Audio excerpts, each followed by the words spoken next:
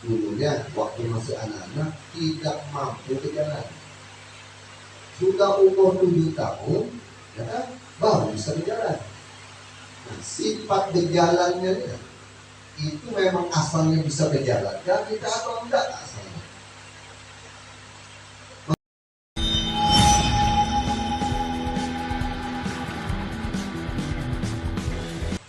A'udzubillahi Bismillahirrahmanirrahim. Alhamdulillahirabbil alamin wassalatu wassalamu ala Rasulillah sayyidina wa nabiyina Muhammadin wa ala alihi washabbihi wa barik wasallim ajma'in. Amma ba'du, qala subhanaka la ilma lana illa ma 'allamtana innaka antal alimul hakim wa la hawla wa la quwwata illa billahil aliyyil azim. Al-azizul alim adabul arifin katabahu yutabu adal abidin wa tahmud amin radhiyallahu anhu wa ankum wa anil muslimin. Qala bismillahir rahmanir rahim wa nafa'ana wa bi'ulumin fid dharain amin. Sifat yang wajib bagi Allah Subhanahu wa taala mukhalafatuhu lil hawadis. Yang keempat daripada 20 sifat yang wajib kita ketahui. Jadi kita ulang sedikit. Wujud, pertama sifat wujud bagi Allah Subhanahu wa taala, yaitu artinya Allah itu ada. Maka mustahil, tidak masuk akal kalau Allah itu dikatakan tidak ada. Yang kedua, sifat yang wajib bagi Allah Subhanahu wa taala itu sifatnya yang bernama qidam. Artinya setia. Maka mustahil didahului oleh Adam. Yang ketiga yaitu sifat yang wajib baqa bagi Allah Subhanahu wa taala. Arti baqa ialah kekal abadi. Maka mustahil dihukumi oleh tiada. Dan yang keempat adalah mukhalafatuhu lil hawadis. Artinya bersalahan Allah Subhanahu wa taala bagi segala yang baru. Jadi maksud bersalahan di sini berbeda Allah Subhanahu wa taala itu bagi segala yang baru. Yang baru itu maksudnya ialah makhluk atau ciptaannya Allah Subhanahu wa taala. Jadi wajib kita meyakini bahwa sifat yang keempat ini adalah Allah itu berbeda dengan makhluk. Maka mustahil bersamaan atau sama Allah Subhanahu wa taala bagi yang baru. Jadi wajib bagi Allah itu berbeda. Mustahil, tidak masuk akal kalau kita meyakini Allah Subhanahu wa taala itu sama dengan makhluknya. Cuman kalau kita paham di sini berbeda antara Allah dengan makhluk, ini belum cukup. Artinya pengertian berbeda antara Allah dengan makhluk ini ada 3 perkara yang harus kita pahami. Maksudnya, yang pertama, berbedanya di masalah apa antara Allah dan makhluknya. Yang pertama ialah Allah berbeda di masalah zatnya Allah dan zatnya makhluk. Satu. Yang kedua, perbedaan antara Allah dan makhluk itu di masalah sifatnya Allah dan sifatnya makhluk. Dua sudah. Yang ketiga, berbedanya Allah di masalah perbuatannya atau pekerjaannya Allah terhadap makhluk. Nah, jadi kalau 3 ini kita pahami betul-betul, maka pahamlah kita pengertian Allah itu berbeda dengan makhluk. Jadi contoh yang pertama, Allah berbeda dengan makhluk di masalah zatnya. Apa bedanya antara Allah dengan makhluk di masalah zatnya? Jelas saja berbeda, karena zat Allah ini berbeda dengan zatnya makhluk. Apa juga arti zat itu? Zat itu ialah, kalau manusia, ialah diri manusia tersebut, mulai dari ujung rambut sampai ujung kaki, dalamnya luarnya, itu namanya zat. Nah, Allah ada kan zatnya? Ada. Allah Cuman yang tahu zat Allah itu hanya Allah itu sendiri. Berbeda zat Allah dengan zat makhluk. Kenapa jadi berbeda? Karena zat makhluk ini itu asal mulanya diciptakan. Nah, setiap yang diciptakan pasti tidak sama dengan sang pencipta. Nggak bisa kita katakan, nggak masuk akal kalau dikatakan makhluk ini sama dengan Tuhan. Maka dari itu berbedalah zatnya Allah dengan zatnya kita. Contoh misalnya, burung mantil, bukanlah baju, kan? Bukanlah baju. Bisalah kita memahami antara baju sama burung mantil sama. Bisa balik sih jadi dikatakan sama. Kenapa jadi nggak bisa kita mengatakan sama? Karena si baju tadi ciptaan dari burung mantil, olahan dari burung mantil. Begitu juga kita. Zat Allah tidak mungkin sama dengan kita. Tidak masuk akal. Kenapa? Karena kita ini makhluk atau ciptaan dari Allah Subhanahu wa Ta'ala. Jadi zat Allah itu berbeda dengan zat Allah. Ya. Kalau zat kita ini bisa diartikan benda, kalau Tuhan tidak. Nah, setiap benda itu selalu berhajat kepada tempat. Jadi kalau misalnya ditanya orang, kira-kira di mana Allah Subhanahu wa Ta'ala itu? Nah, berarti ini pertanyaannya mengarahkan yang namanya sifat benda tadi atau sifat makhluk. Maka tidak layak dikatakan Allah itu berada di mana. Karena pertanyaan berada di mana menunjukkan berhajatnya sesuatu itu akan tempat, ya kan? Nah begitu juga Tuhan. Jadi kalau ditanya Tuhan itu ada di mana, berarti sudah mau menyamakan antara Allah dengan makhluk. Sekarang sudah jelas saja tadi, setiap makhluk itu tidak sama dengan Tuhan. Apa buktinya? Karena makhluk diciptakan oleh Tuhan. Maka tidak masuk akal kalau dikatakan si makhluk tadi itu sama dengan Tuhan. Jadi jelas betul bahwa Allah itu berbeda dengan si makhluk tadi. Jadi contohnya ini burung mantil mengolah atau menciptakan baju, ya kan? Bisa nggak biar mengatakan burung mantil ini ya baju ya burung mantil? Kalau mau, nah begini juga Tuhan. Bisa kita katakan Tuhan itu ya aku ya Tuhan? Tidak bisa. Karena sudah jelas saja karena kita ini ciptaannya dari Allah Subhanahu wa Ta'ala. Yang satu juga. Apalagi bedanya antara Allah dengan makhluk? Yang kedua bedanya Allah dengan makhluk yaitu di masalah sifatnya. Allah memiliki sifat, cuma sifat Allah ini kekal abadi dan tidak berubah-ubah, tetap kekal. Dan sifat Allah SWT yang sempurna itu tidak didahului oleh Adam atau dikatakan kidam sifat Tuhan. Maksud kidam itu tidak ada yang memulainya, hanya Allah yang memiliki sifat kidam tersebut. Sedangkan makhluk, sifat makhluk ini asalnya tidak ada lalu ada, artinya baru. Maksud baru terjadi, baru tercipta. Maka dengan demikian bedanya antara sifat Allah dan sifat makhluk, Allah sifatnya qadir, sedangkan sifat makhluk adalah baru terjadi. Contoh nih, misal kita nih dulunya waktu masih anak-anak tidak mampu berjalan. Sudah umur 7 tahun, ya kan, baru bisa berjalan. Nah, sifat berjalannya itu memang asalnya bisa berjalan, dan kita atau enggak asalnya. Masih anak-anak bisa lah berjalan. Nah begitu sudah dia umur 7 tahun, lanjut berjalan bisa lari lagi. Nah sifat berjalan atau lari tadi itulah dikatakan baru terjadi. Nah kalau Tuhan sifatnya tidak seperti itu, karena dia yang wal awwalu wal akhir. Dialah yang awal Dia tidak didahului oleh sesuatu. Dialah yang permulaan, yang disebut dengan sifat kita.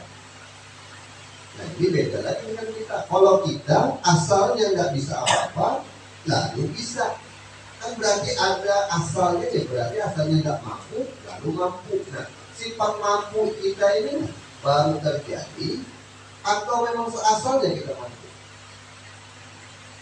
Berarti baru terjadi. Nah ini juga menunjukkan bahwa bedanya kita dengan Allah Subhanahu wa taala.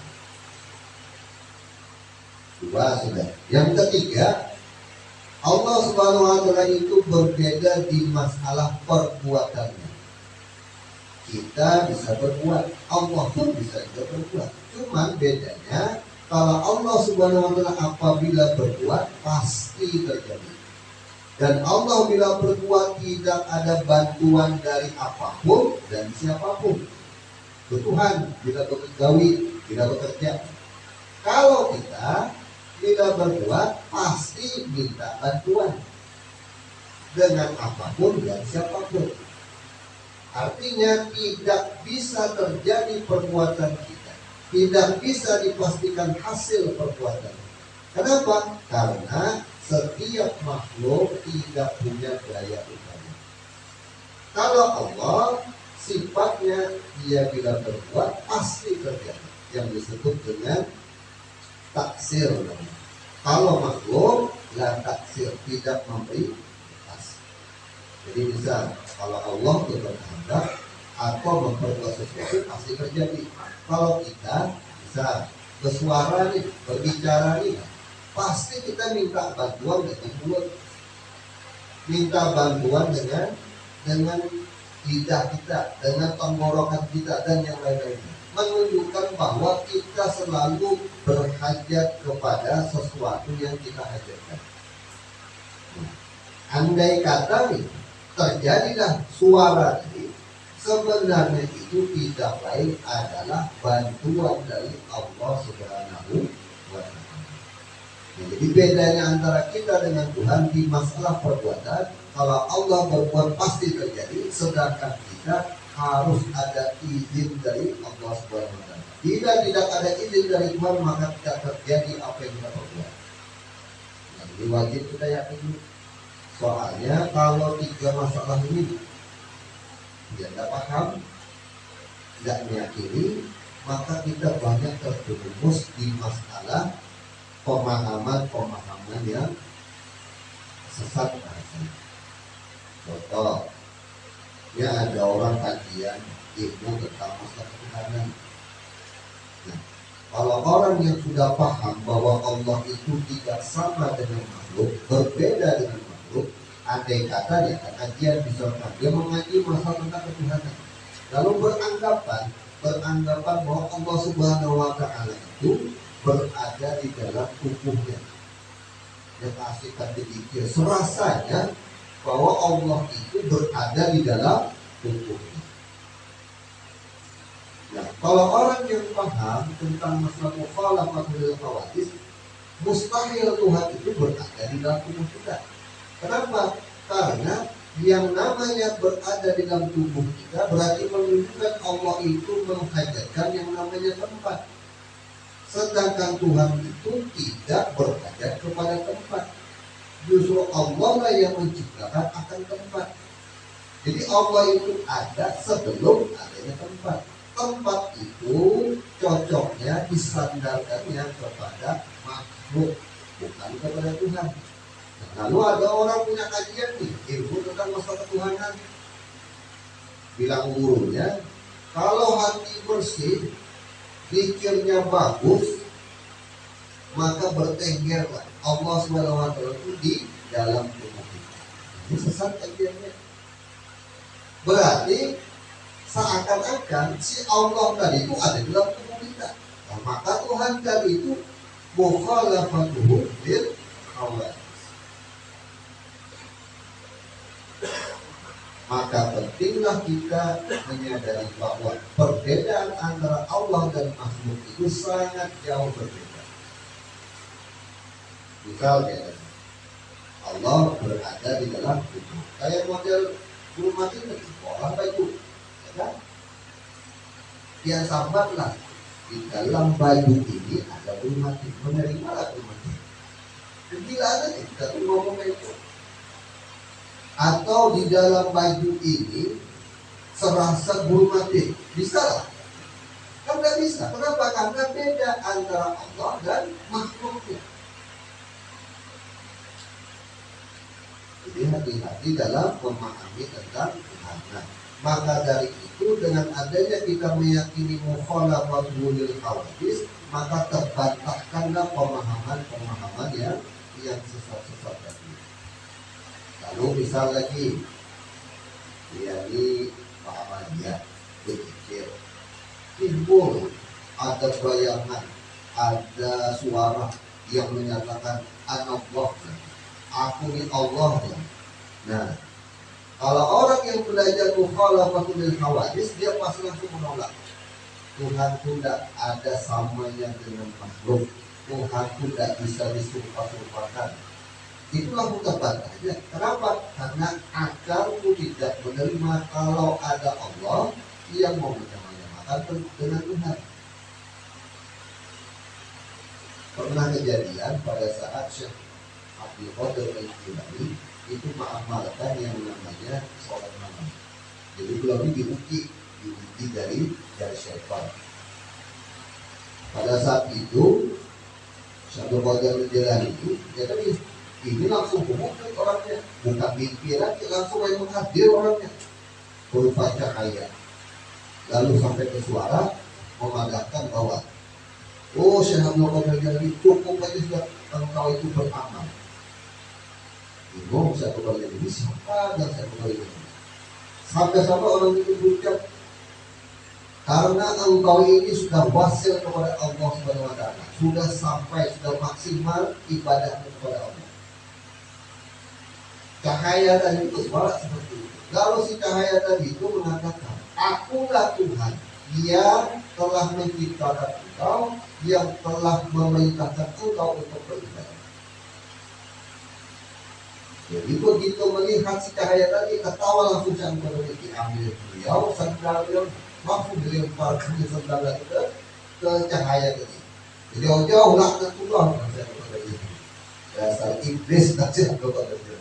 Kenapa jadi saya jadi sampai meyakini bahwa itu bukan pas? Kenapa? Karena Tuhan tidak bisa diserupakan. Nah, jadi itulah gangguan daripada tipu daya syaitan yang mengganggu keimanan. Nah, dengan adanya kita meyakini ini, maka jelaslah. Pertama tadi bedanya kita dengan Allah di masalah zatnya. Terus jelas. Kenapa jadi beda? Karena zat kita ini namanya makhluk. Setiap makhluk diciptakan. Setiap yang diciptakan berbeda dengan sang pencipta. Itu satu.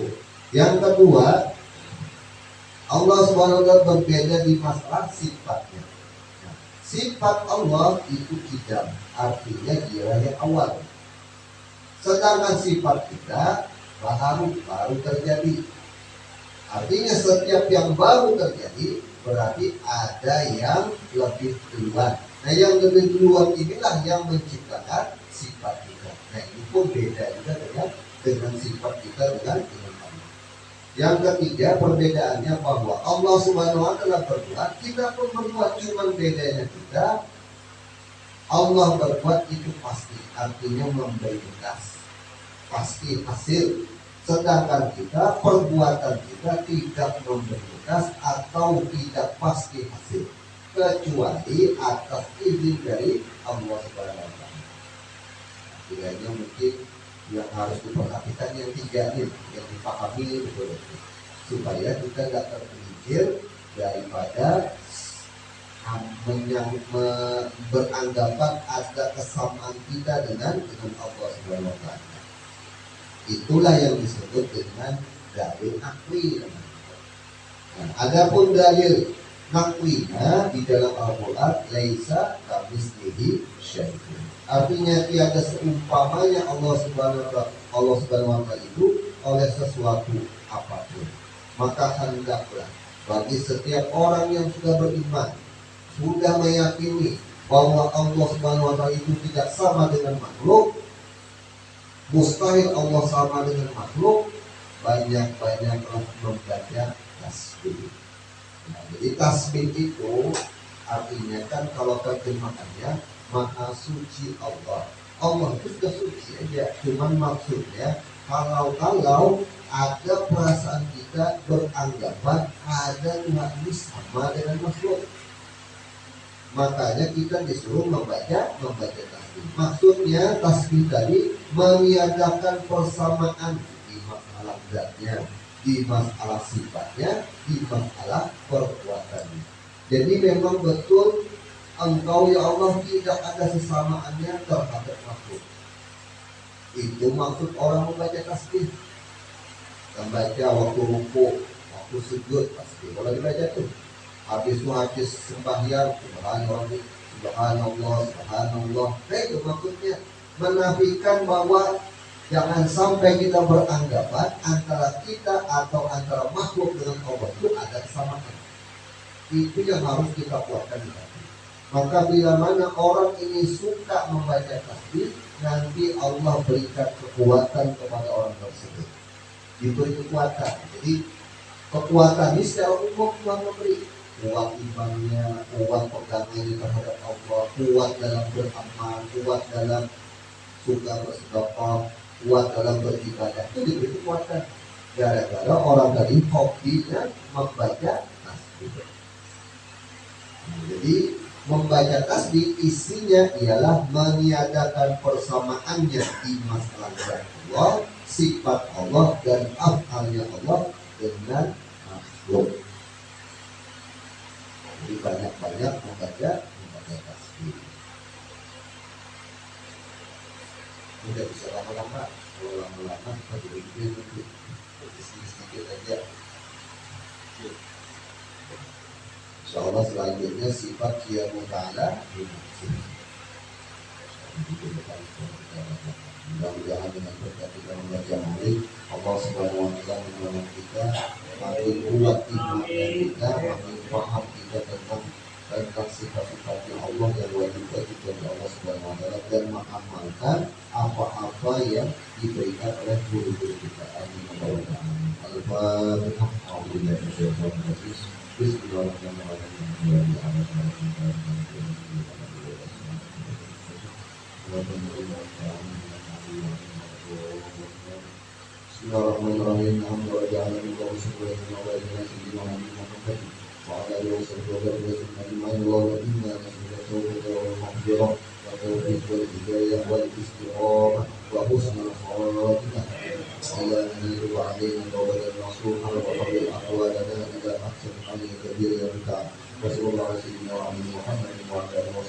Alhamdulillah.